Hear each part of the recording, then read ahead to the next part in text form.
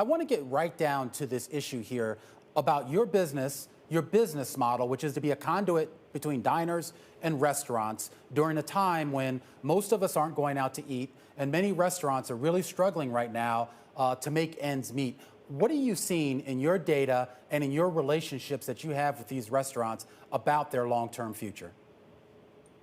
Thanks for having me on. We're seeing a lot of trends as, restaurants are opening and then having to close if the pandemic is spiking in the particular region that they're in. The good news is that people in the U.S. and Canada are dining out again. We conducted a recent survey, and 25% of those respondents said that they are dining out at least once a week. And to no surprise, we're seeing outdoor reservations are also up 20% year over year. And also, restaurants are spending a lot of time because diners really care about safety. So making sure that they are limiting capacity, that they have hand sanitizer, highlighting things like contactless pay, employees wearing masks. So that's very much top of mind for both restaurants and diners. But, the metric or the stat you cited is grim. Right, and at OpenTable, we're on the front lines of this, and we actually think that 25% or one in four restaurants are not going to survive, and at this point, we think that might even be conservative. It's grim, and we're looking at pictures of your app, how you've tried to sort of enhance the support mechanism for these businesses by offering takeaway. Perhaps some of them pivoted to groceries even, and you've helped with that pivot.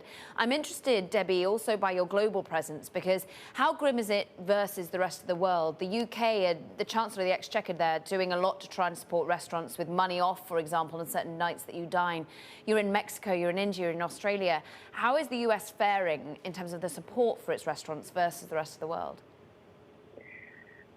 So you're correct that the data looks very different depending on what country you look at, and we actually have all of this data published in our State of the Industry report. We see the UK and Germany actually looking almost flat year over year, which is great to see. In the U.S., if you look at the U.S. as a whole, we're definitely down year over year, but each state and each city are so different. So you have pockets or regions where you're seeing almost flat year-over-year activity, and then you have other much more populated cities like New York, where the dining demand and the reservations have really tanked. So it's great that we're a global company and that it helps us to hedge and be in many markets at once. But we're seeing a downward trend everywhere. It is perhaps more pronounced in markets like the U.S. and Mexico versus some of our key markets in Europe. Debbie, I'm curious, with your involvement with the restaurants that you work with, any lobbying going on in the Hill right now, what you're hoping for specifically from a stimulus package from Congress, and if Congress has been receptive to some of your discussions with them? Right. So OpenTable is very supportive of the Restaurants Act. And we will come out and say that. Any government aid that we can be giving to restaurants right now is necessary. And for us on this call, and for people who are listening and watching, the best ways we can be supporting restaurants right now is dining out, whether that's going to the restaurant or ordering delivery or getting takeout. But absolutely, any aid that governments can be providing to restaurants now is wonderful. All right, Debbie, you're taking over a job here, a pretty big job at a obviously pretty pivotal moment in your industry and really for our economy overall. What is your growth story right now for OpenTable specifically? What are you looking to do? Our mission is very much the same, even during COVID. Our mission is to help people experience the world through dining. And actually, I would say these days, we are reimagining, or, the way we think about dining or the way we dine out is evolving. And, reservations are more important now than ever. So I think in terms of our relevance, we've never been more relevant.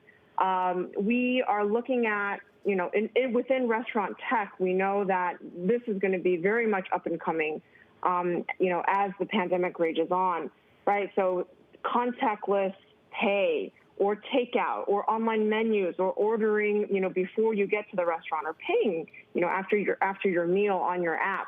all of those are things that OpenTable is really focused on, and those are things that we're betting on to help restaurants and to help diners forge through this period.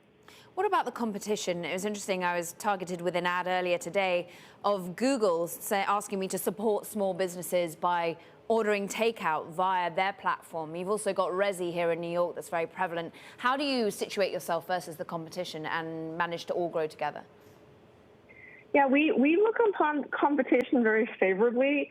OpenTable is an industry pioneer here, and we welcome any signs or companies that are coming in and being innovative and thinking outside the box. It pushes us to be better.